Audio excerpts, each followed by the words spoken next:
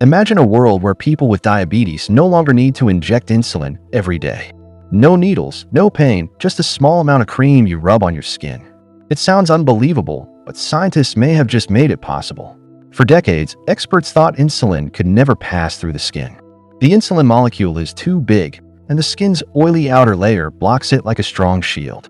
But researchers in China discovered a breakthrough. They created a special polymer that acts like a smart guide.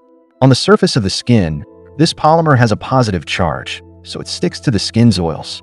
As it moves deeper, the skin's pH changes, and the polymer loses its charge, allowing it to slip inside the body. So the scientists attached insulin to this polymer, creating something called OPI. When they tested this insulin cream on diabetic mice, something incredible happened. Their blood sugar returned to normal within 1 hour. And it stayed stable for 12 hours, just like an insulin injection.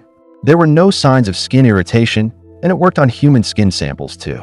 The research is still in early stages, but the idea is powerful. A simple cream could one day replace painful insulin injections. It could make life easier, gentler, and more comfortable for millions of people with diabetes.